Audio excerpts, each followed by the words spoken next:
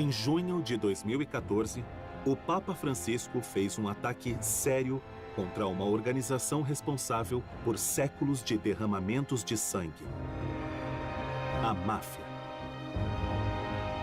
Eles não estão em comunhão com Deus. Estão excomungados. A excomungação dos mafiosos foi um choque por todo o mundo. A última vez que um papa atacou a máfia, bombas explodiram por diversas igrejas italianas.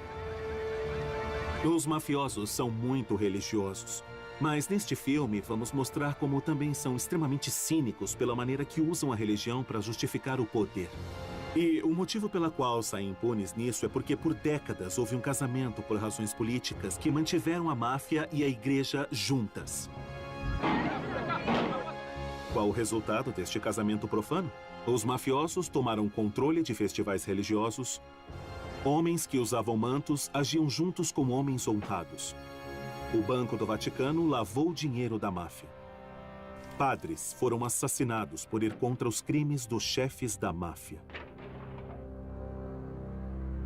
Meu nome é John Dick, e eu passei 15 anos estudando o crime organizado italiano.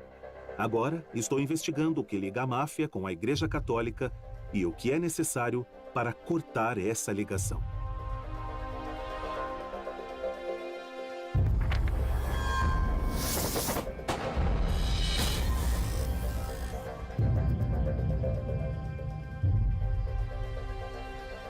Minha jornada até a conexão principal entre o Papa e a máfia começa no sul da Itália. De Nápoles a Sicília, o crime organizado aqui sempre foi um problema. Calábria, a região no dedão da bota da Itália, é o lar da mais perigosa máfia dos dias de hoje: os 'Ndrangheta. Desde o começo dos anos 90, os 'Ndrangheta superaram a Cosa Nostra, na Sicília, como o maior importador de cocaína da Europa. A violência é a base de tudo o que os 'Ndrangheta fazem. Homens, mulheres e crianças foram mortos sem hesitação ou piedade. Foi aqui, na Calábria, que o Papa Francisco lançou sua ira. Os 'Ndrangheta não são nada além do que uma adoração ao mal, além de uma afronta ao bem comum. E esse mal precisa ser eliminado, precisa ser expulso.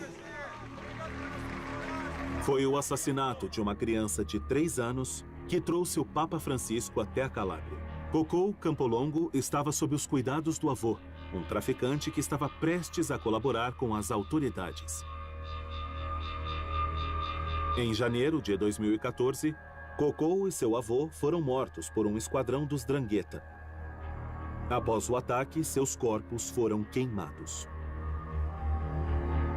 Esse crime horrível fez com que o Papa Francisco fizesse uma coisa que nunca nenhum Papa havia feito antes. Ele excomungou os mafiosos. Eles não estão em comunhão com Deus. Estão excomungados.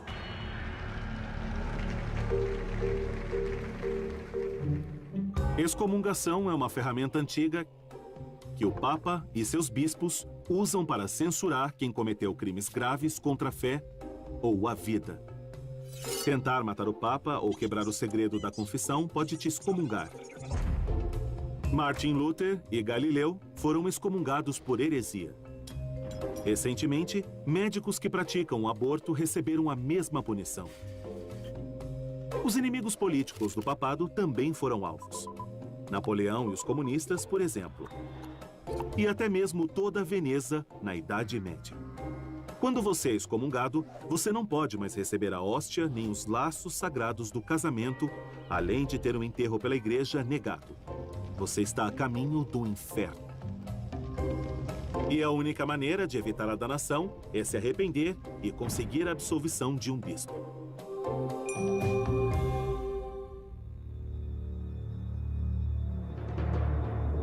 Giacomo Galeazzi é o que chamam na Itália de vaticanista, um observador do Vaticano. Ele estava lá quando o Papa Francisco fez sua homilia. E ficou claro para ele que o Papa não falou apenas dos mafiosos. mas também de padres. Eu percebi que os padres presentes ficaram confusos, porque eu acho que estavam com medo que, de alguma forma, isso iria dividir sua comunidade. De agora em diante, nenhum padre, nenhum bispo poderia dizer "eu não sabia". O clero não vai mais poder estar no limite em que se pode desviar o olhar e ignorar de onde é que vem o dinheiro da cesta. E isso aconteceu em diversos pontos sul pelo mundo, não apenas no sul da Itália, mas na América do Sul e o tráfico de drogas, por exemplo.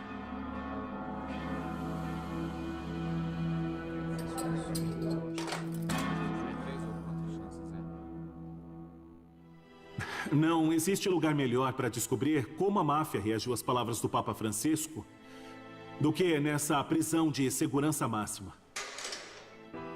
É também um bom lugar para ter uma noção de como alguns padres estão reagindo.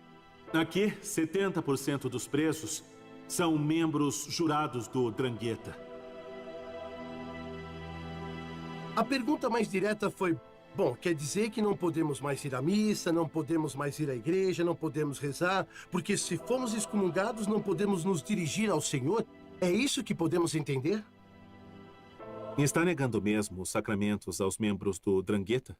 Não posso de forma alguma fazer distinções. Eu não posso banir os sacramentos ou tirar os direitos dos dranghetistas e dos outros prisioneiros. A função do padre e da igreja na prisão é não julgar ninguém individualmente, mas sim ser um guia na vida daqueles que foram julgados de alguma forma por fazerem parte, por serem membros do 'Ndrangheta. Este capelão está em uma posição delicada, pego entre o dever de obedecer o Papa e o medo de encarar as consequências se declarando contra os 'Ndrangheta. Mas o que eu percebi falando com ele foi que ele deixou completamente de lado a excomungação. O Papa Francisco enfrenta um desafio enorme. Apenas no ano em que foi eleito, um padre já foi preso por cumplicidade com os 'Ndrangheta. E outro testemunhou em corte a favor de 3 mafiosos. Câmeras de vigilância da polícia chegaram a gravar um conselho entre os chefes dos 'Ndrangheta que aconteceu durante uma peregrinação.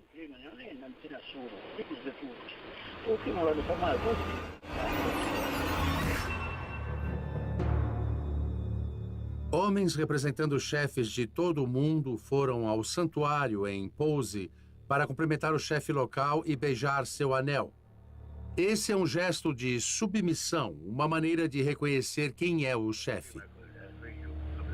Levou 1 século e meio para que um papa excomungasse a máfia. Depois de muito tempo, durante uma visita do Papa Francisco, bispos de Calábria entregaram um documento denunciando os 'Ndrangheta, o primeiro documento com a palavra 'Ndrangheta, mas isso foi em 2015.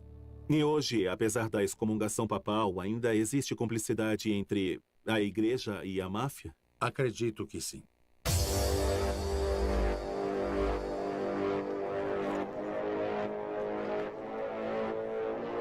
Na minha opinião, as raízes dessa cumplicidade estão na Sicília. Aqui ao lado da Cosa Nostra, tradicionalmente a máfia mais poderosa da Itália. De extorsão até tráfico de heroína aos Estados Unidos, a máfia siciliana passou mais de 150 anos como líder no mercado do crime. Seu poder está principalmente em matar com impunidade.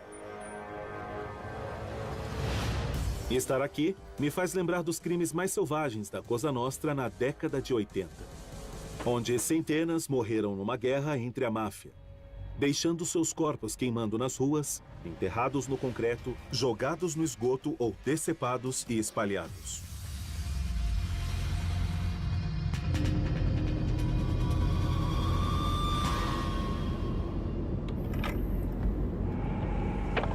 Eu me lembro da fábrica de pregos, que ficava em Bagheria. As pessoas que não eram mais confiáveis eram enviadas para irem até essa fábrica, que era bem afastada. E assim que chegavam, elas nunca mais saíam de lá. Nunca mais voltavam para casa. Essa é Bagheria, um bairro de trabalhadores ao leste de Palermo. E essa é uma antiga fábrica de pregos.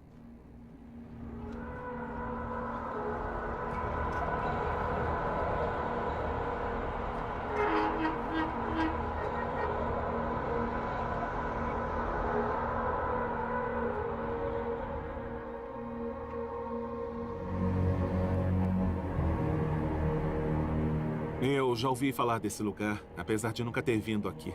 E talvez seja pelo que eu li, ou pelo cheiro de lixo queimando ali no terreno, mas eu não me sinto bem.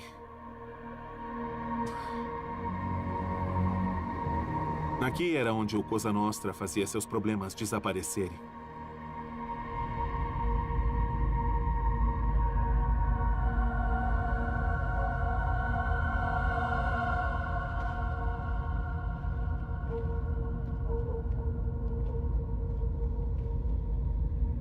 Esta é uma sala de tortura. As vítimas eram trazidas aqui, torturadas por mafiosos. E depois... Bom, aqui embaixo do chão tem um tanque cheio de ácido. E era aqui, depois que as vítimas eram mortas, que seus corpos eram jogados para que as provas desaparecessem. Um mafioso que se entregou ao Estado usou a melhor frase para descrever aqui. Ele chamou de Cosa Nostra, o campo de extermínio.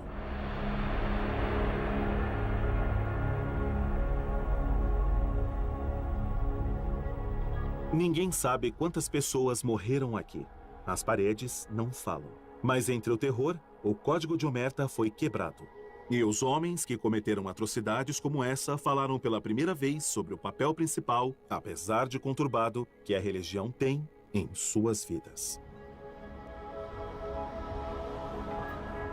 Como homens de honra que somos, todos acreditamos ser católicos. Podemos até traçar a origem da Cosa Nostra ao apóstolo Pedro. Pertenço à Cosa Nostra e sou católico. Pode parecer estranho, mas somos homens de honra e temos Bíblias. Todos nós honramos os santos. Por exemplo, existe uma regra na Cosa Nostra contra matar às sextas-feiras, porque é um dia de luto para nós.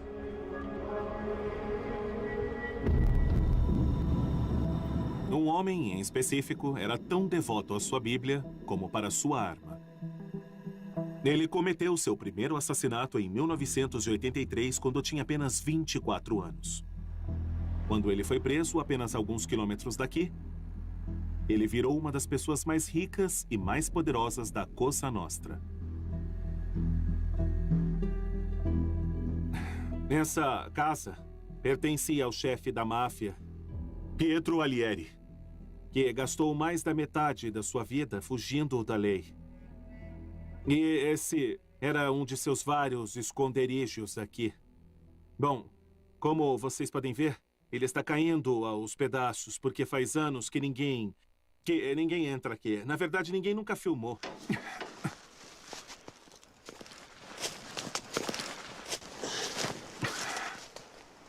A casa está em péssimo estado. Móveis abandonados. Eu acho que é melhor usar um capacete daqui para frente, porque nunca se sabe o que se tem por aí, não é mesmo?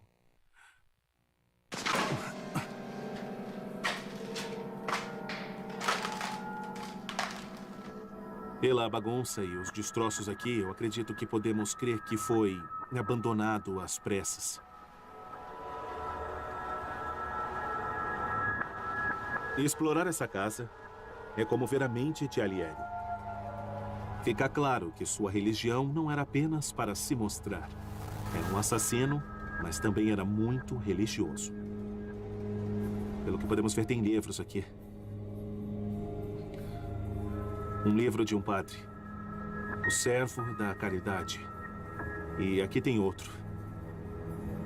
Está dentro de uma caixa. O livro da liturgia.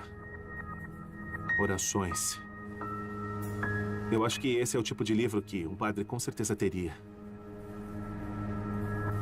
Alieri foi educado em um seminário e é evidente que para ele, uma vida fugindo não significava uma vida sem fé. Isso é interessante. São dois Cristos idênticos e também um rosário. É mesmo estranho pensar que esse cara era um mercenário da morte e vivia assim, cercado por essas imagens que eram religiosas.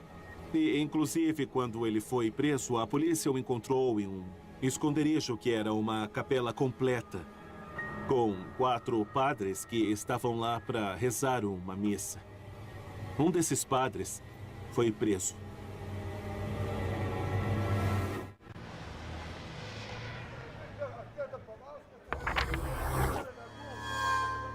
Cosa Nostra entrou na vida do padre Mário Fritita quando um membro da gangue de Alighieri bateu na porta de sua igreja perto do porto de Palermo. Ele disse: padre, me ajuda, existe um homem muito importante e conhecido. Eu perguntei: e quem seria ele? Não posso te dar um nome, mas ele precisa de ajuda, precisa te ver para se confessar, ele quer receber a hóstia, quer se encontrar com Cristo de novo. O que me diz? Que será entregue por vós. Alguns dias depois, o padre Fritita estava dentro de um carro a caminho do esconderijo de um dos fugitivos mais conhecidos da Itália. Ele não me disse para onde estávamos indo, apenas para confiar nele. Disse que iríamos ver a Alighieri. Alighieri? Eu disse: bom, é importante, eu disse. Quando o padre Fritita entrou na cabana nos arredores da Bagheria, ele encontrou algo que nunca imaginaria ver no esconderijo de um chefe da máfia. Uma capela completa. Tinha o altar, bacia com água santa, caixas com hóstia e copos para o vinho. Tinha até bancos de igreja. Eu fiquei pasmo, como ele conseguiu? Depois percebi que outros padres tinham passado por lá antes de eu passar. E antes de começar a missa, eu ouvi a confissão dele e dos 3 que estavam com ele. Eu fiquei estático, porque estava com aquelas pessoas que simplesmente eram homens procurados. Mas assumi o aspecto espiritual e gostei daquilo, pois, apesar de tudo, foi uma experiência muito intensa, porque eu conseguia ver a experiência que era para ele. Imaginem, eles ficaram ajoelhados durante todo o tempo. Alighieri frequenta a missa da cadeia. Ele foi preso em 1997 e sentenciado à prisão perpétua. O padre Fritita foi acusado de ajudar e abrigar um fugitivo. Ele foi para a cadeia, mas eventualmente foi declarado inocente. Por que eu devia me sentir culpado por ver alguém? Eu tive uma chance e eu a abracei. Eu não tenho negócios com a máfia, até digo que isso não me interessa. Eu lido com pecados, então eu sou contra a máfia, do mesmo jeito que sou contra o aborto, contra o divórcio e contra qualquer outro pecado. Mas não sou contra o pecador, isso de jeito nenhum. Eu vou até eles e os transformo em amigos, eu os trato como irmãos, eu tenho que ajudá-los. Essa é a questão. É difícil negar que padres como o padre Fritita estão fazendo a coisa certa de acordo com a doutrina católica, cuidando dos pecadores e tentando levá-los ao caminho certo. Mas quando se trata da máfia, essa visão entra em um conflito direto da igreja e sua responsabilidade com a sociedade. Quando Pietro Alighieri foi preso, ele virou um estudante de teologia e decidiu que nunca iria cooperar com as autoridades, permitindo que seus cúmplices pudessem continuar matando e traficando drogas. E o pupilo de Fritita, como era chamado, seguiu seus ensinamentos. O que importa não é se arrepender aos olhos do homem, mas aos olhos de Deus. Senhor Scapinato, em sua carreira, o senhor questionou muitos mafiosos de diversos tipos e posições. Qual sua opinião sobre a religiosidade deles? Para os mafiosos, a irmandade e a família são muito mais importantes do que a sociedade. Um mafioso vai pegar certos aspectos da cultura católica, como a noção do arrependimento moral, sexual, valores familiares, e colocá-los com Deus e a religião à sua maneira.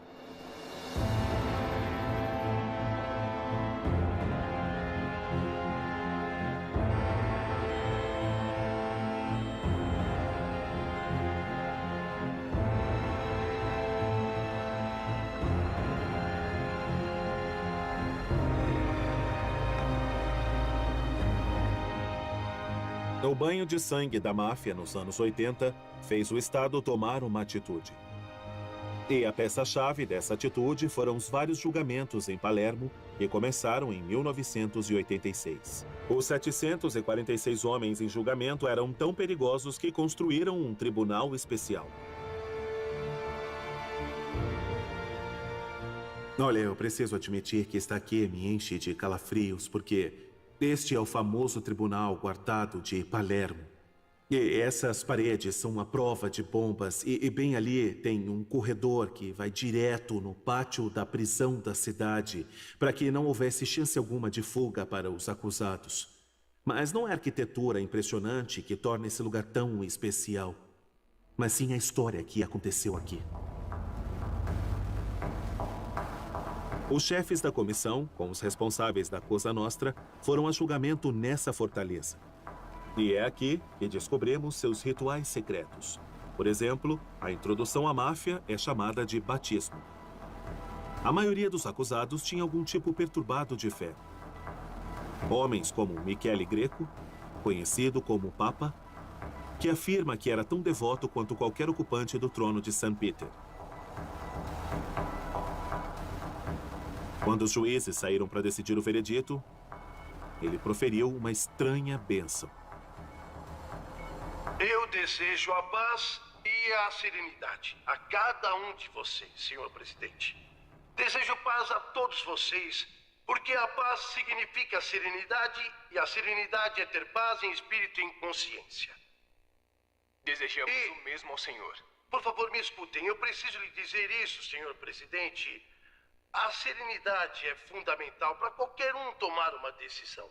Não são minhas palavras, são as palavras de nosso Senhor.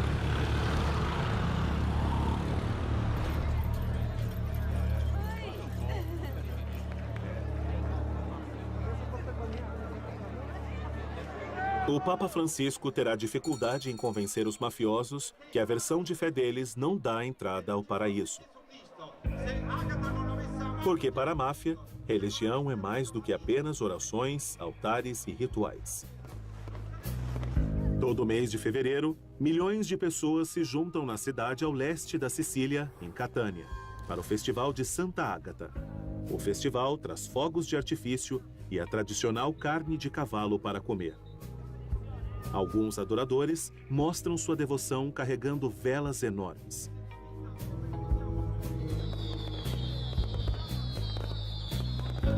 O Festival de Santa Ágata significa tudo para os moradores daqui. Mas ele também significa muito para a máfia. É claro que os chefes da máfia também gostam quando tem muito dinheiro trocando de mãos. Mas para eles o festival representa uma oportunidade imperdível para mostrarem seu poder e exigirem também o seu respeito.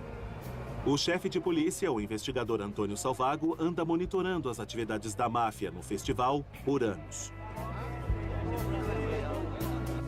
Existem muitos grupos da máfia em Catânia. E para um deles ter o poder de fazer uma procissão em um lugar específico, é uma maneira de mostrar que ali e agora ele controla. Ele controla toda a cidade.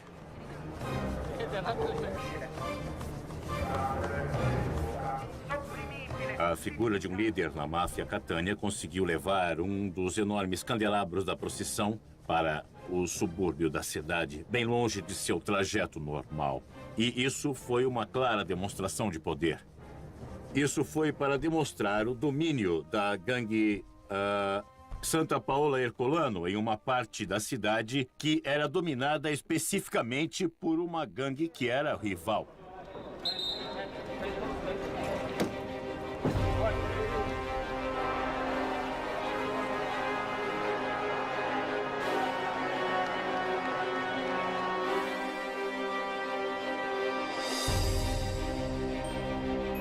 Essas fotos foram tiradas durante o festival.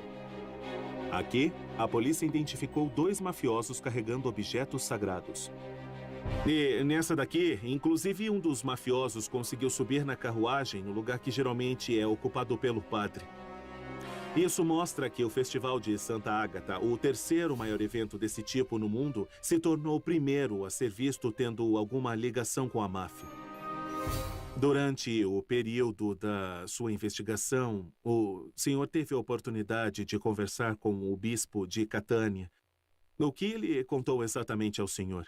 No julgamento, não recebemos uma resposta clara do bispo de Catânia. O bispo Bomarito, ele não conseguiu dar uma resposta com clareza. Eu acho que foi porque naquela época a igreja não dava o devido valor, não dava o mínimo valor para o grande problema que todos enfrentavam, que era dos grupos da máfia usarem o festival religioso, esse nosso festival, para mostrar sua autoridade.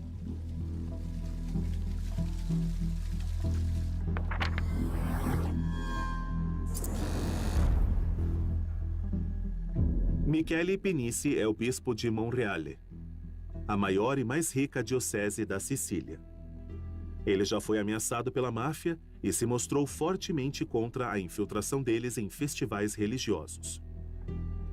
Aqui em Monreale, eu acabei lançando um decreto deixando claro que nenhum membro da máfia poderia pertencer a qualquer tipo de confraria organizadora do festival. E como a igreja, de modo geral, acabou apoiando o senhor nisso? A maioria do clero, assim como todas as confrarias, aceitaram de bom grado, mas eu também acabei encontrando resistência. Essa resistência acabou sendo uma resistência silenciosa, mas clandestina. Geralmente, a resistência vem daqueles que querem viver em paz sem perturbar os cães. Também porque muitos mafiosos costumavam apoiar a igreja local e costumavam apoiar principalmente para os festivais religiosos, pagando fogos de artifício, por exemplo. E geralmente eles fazem isso porque é conveniente para a máfia exercer poder sobre uma cidade. A aliança profana entre a igreja e a máfia nasceu no começo da Segunda Guerra Mundial. Os aliados liberaram a Sicília do fascismo. Mas o caos da guerra, a ingenuidade britânica e americana, permitiu que a máfia conseguisse armas, poder e lucro. Um homem, em particular, viu uma oportunidade que não podia perder. Boa tarde, senhor.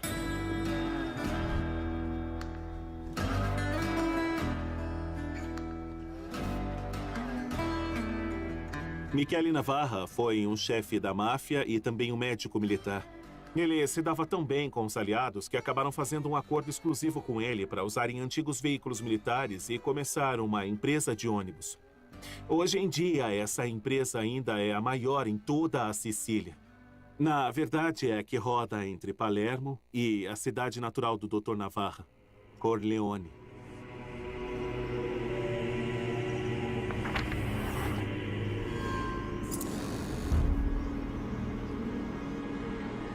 Corleone é mundialmente famosa pelo fictício Dom Vito de O Poderoso Chefão. Mas na Itália, é mais conhecida por ser o lar da família mais sanguinária da Cosa Nostra.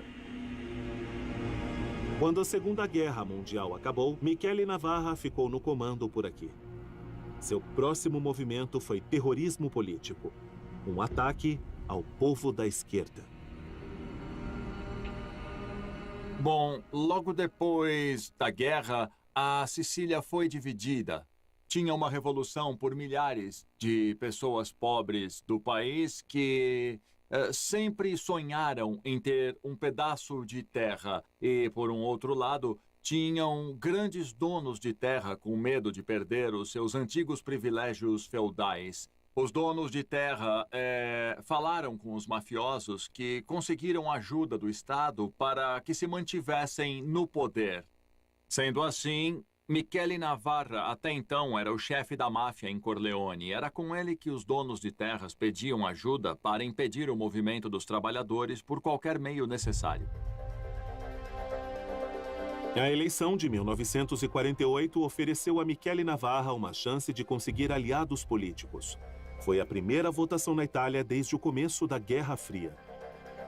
Os eleitores tinham que escolher entre comunistas e socialistas de um lado e, do outro lado, cristãos democratas que apoiavam a igreja.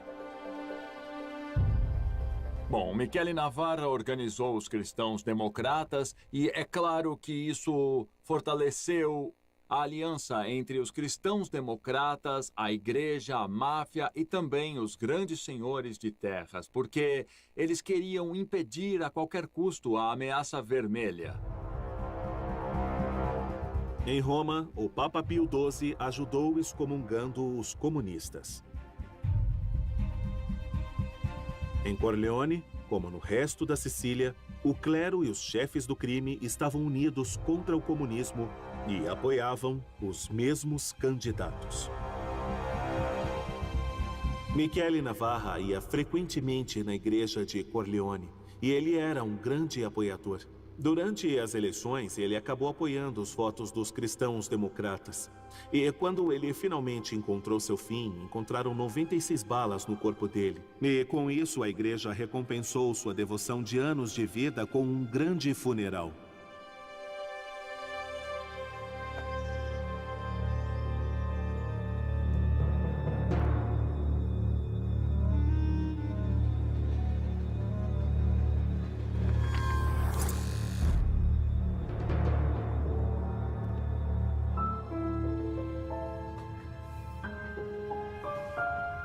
A igreja e a máfia da Sicília foram parceiros por toda a era da Guerra Fria.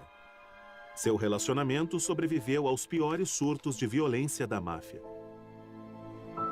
Em 1963, um carro-bomba da máfia matou 7 soldados nas proximidades de Palermo.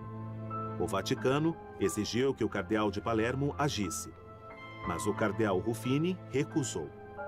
Ele descreveu os mafiosos como trapaceiros comuns e irritado que nenhum deles ia à igreja. Ele também disse, por vários anos que sou ministro e nunca vi um deles ser capaz de ter qualquer relação com o clero e os criminosos. Ele errou.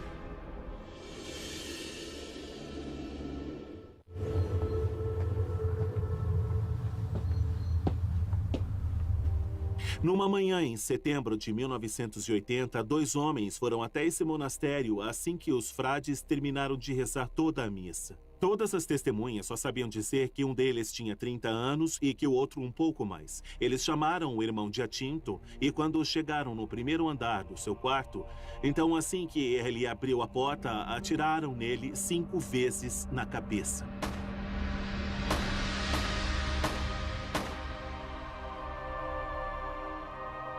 Esse, com certeza, foi o assassinato que abriu uma porta para um padrão sinistro ligando a máfia, a política e também a igreja.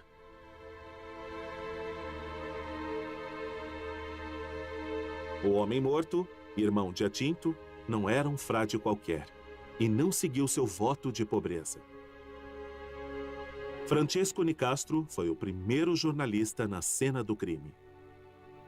Ele tinha um estilo de vida de uma pessoa rica, não como o de seus outros irmãos frades. Ele tinha roupas que eram costuradas sob medida, tinha perfumes franceses, garrafas de uísque, uma pistola e também 4 milhões de liras em dinheiro, o que era considerado muito dinheiro para aquela época. O irmão Giacinto tinha uma série de contatos com políticos, com gente da sociedade, mas, acima de tudo, ele tinha contato com pessoas da máfia.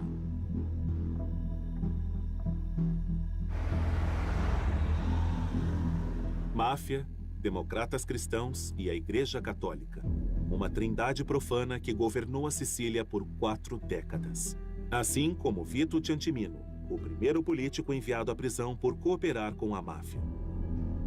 Por décadas, ele foi a conexão da cidade entre o governo, a indústria da construção e Cosa Nostra. Em 2009, Massimo, o filho de Vito Ciantimino, decidiu colaborar com as autoridades. Então, ele explicou às autoridades o que ele via e ouvia quando ia aos encontros com seu pai. Como eu disse, eu já havia ido com meu pai até a casa de Bernardo Provenzano e, pessoalmente, eu nunca vou esquecer. Quando chegamos na casa do bispo, perto de Palermo, nós entramos por uma entrada por trás da casa e lá encontramos com o senhor Provenzano e o bispo, que estavam esperando para falar com meu pai. Bernardo Provenzano só foi preso em 2006, depois do recorde de 43 anos sendo procurado. Ele foi uma grande mente política por trás da poderosa família de Corleone. Todos ali eram muito importantes, mas todos sabiam da importância individual de cada um. Dava para ver. Pelos cumprimentos, eles se abraçavam, se beijavam no rosto. Como era a relação do seu pai com a igreja? Para ele, a paróquia operava de modo similar. Com os segmentos do Partido Democrático Cristão local, as paróquias eram financiadas. Meu pai mesmo construiu igrejas nas proximidades. Construiu campos de futebol para a igreja. Manter o controle da igreja era manter o controle de todo o seu território. A influência de Vito Ciantimino alcançou até Roma. De acordo com seu filho, o político favorito da máfia ia até lá todo mês para depositar dinheiro sujo no IOR, o Banco do Vaticano. O Banco do Vaticano simplesmente não tinha regras quanto à transparência. O banco não dava informações. Eu, pessoalmente, vi muito dinheiro circulando nos cofres e contas do Vaticano. E eram transações financeiras para pagar subornos para políticos e homens ligados ao mundo da máfia. Alguns questionaram se Máximo Ciantimino era uma testemunha confiável. Mas os promotores acharam confiável. Afinal de contas, se tratando do dinheiro da máfia, o Banco do Vaticano daria um jeito. Na verdade, foram vários escândalos referente ao Banco do Vaticano que uma das primeiras iniciativas do Papa Francisco quando chegou na Praça St. Peter foi ordenar uma limpeza completa em suas operações. Em 2015, o Banco do Vaticano encerrou atividades com 750 clientes e estão aumentando a segurança de todo o banco.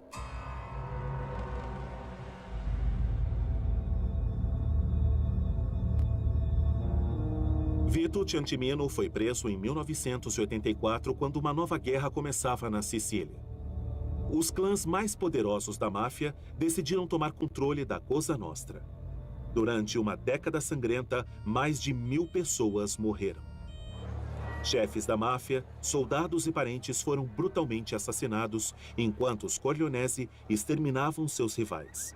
E quando alguém tentava ir contra a máfia, também viravam alvos. Fossem eles juízes, policiais, políticos, médicos, jornalistas e políticos honestos seriam mortos. Finalmente, em 1992, os chefes do crime decidiram se livrar de 2 dos seus mais temidos inimigos. Os juízes contra a máfia que eram responsáveis por levar centenas de mafiosos à justiça, Giovanni Falcone e Paolo Borsellino.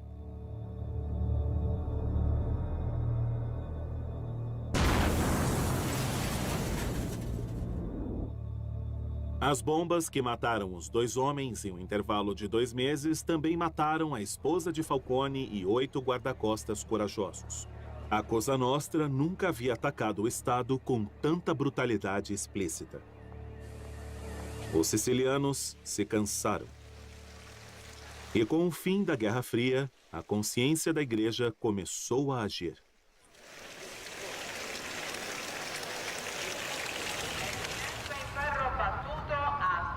Nós estamos em Brancaccio, um subúrbio de Palermo, onde alguns lugares são de pobreza do terceiro mundo. E foi aqui, depois de décadas e décadas de um silêncio conveniente da igreja, que um padre começou a falar. E por causa disso, ele fez a máfia ter medo dele. Seu nome é Padre Pino Puglisi. Vamos esperar que as coisas comecem a mudar. Existem muitas crianças aqui dentro da nossa comunidade e algumas delas estão presentes aqui hoje. Elas estão aprendendo que a vida não é feita só de pobreza e de violência. Existem valores positivos como paz, fraternidade e cooperação. Gregório Porcaro trabalhou nessas ruas com o Padre Puglisi. Um dia nós vimos o Padre Puglisi aparecer com a cara toda inchada, porque ele tinha apanhado, sabe? Socaram ele, bateram muito nele. Algumas de nossas crianças foram ameaçadas com facas. Precisam parar de falar com esses padres. E isso é uma ordem. Vocês precisam vir com a gente. Os sinais sempre existiram. Quando vimos a total falta de interesse, quase que indiferente da hierarquia da igreja, eu reclamei até com o padre e Expliquei para ele que hoje estamos por nossa conta nisso. Estamos órfãos na situação, talvez indo até longe demais. Cedo ou tarde, a máfia vai reagir e... Bom, ele respondeu, do que é que você tem medo? O que é que eles podem fazer? Nos matar? E se nos matarem? Pensem, por favor, o que é que eles vão conquistar? Absolutamente nada, porque sem o povo e sem a igreja, eles não são nada. A igreja siciliana estava numa encruzilhada. O comunismo acabou e, com ele, os motivos políticos para ignorarem a Cosa Nostra. Mas faltou uma visão clara da igreja do que Padre Polisi dizia, para enxergar a máfia como um mal. E falharam em apoiá-lo. João Paulo II foi bem mais decisivo. Em 1993, ele foi a Sicília exigindo condenação urgente. Foi o primeiro papa a mencionar a palavra máfia. Deus disse a todos: não matarás. Nenhum homem, seja quem for, independente de qual grupo humano for, não há máfia que possa alterar e ignorar esta lei, a mais sagrada lei de Deus.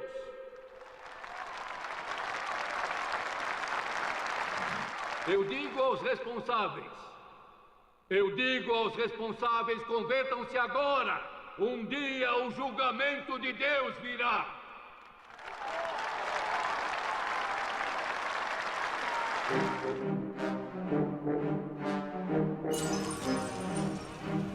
Em menos de 2 meses depois do discurso de João Paulo II, a Cosa Nostra decidiu ensinar uma lição à igreja que um dia foi sua aliada, ou pelo menos uma cúmplice.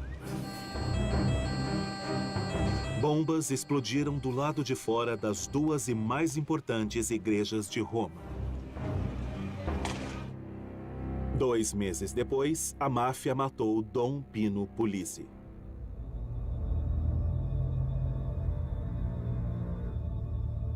Eu acredito que todos nós de Palermo renascemos a partir do sangue desse homem. No outro dia, toda a cidade veio aqui e isso mostrou que estávamos cansados de sermos covardes. Cansados do abuso de poder, da arrogância, cansados da violência. E mostrou que a máfia realmente errou. Eles acharam que tinham silenciado eles, mas só libertaram a fúria da cidade. Palermo é nossa e não da Cosa Nostra! Palermo é nossa e não da Cosa Nostra! E não da Cosa Nostra!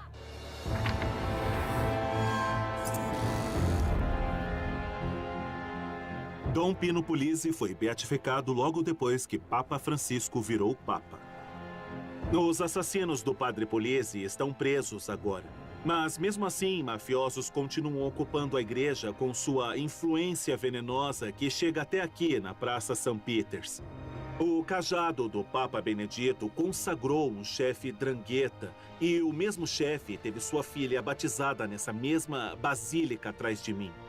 São histórias como essa que acabam mostrando para nós e também para o Papa Francisco como a igreja está vulnerável e longe de se livrar do crime organizado. A relação entre a igreja e a máfia é apenas mais um capítulo de um livro enorme cujo nome é A Relação entre a Igreja e o Poder. Por exemplo, em 1929, o Pio XI assinou a concordata com o Estado fascista. Todos conhecem a natureza do fascismo. Quando a Igreja católica assinou a concordata com a Alemanha de Hitler em 1933, a personalidade antissemita da política do Führer era extremamente clara. Então, quando João Paulo II foi ao Chile, ele apareceu na sacada do palácio do então general Pinochet. E todo mundo sabia o que Pinochet havia feito. Então, a relação entre a igreja e a máfia é relevante para os católicos bem longe do sul da Itália. Mudanças no relacionamento da igreja com o poder nessa área, em particular da Itália, significa mostrar um grande exemplo para as relações entre a igreja e o poder em outras partes do mundo.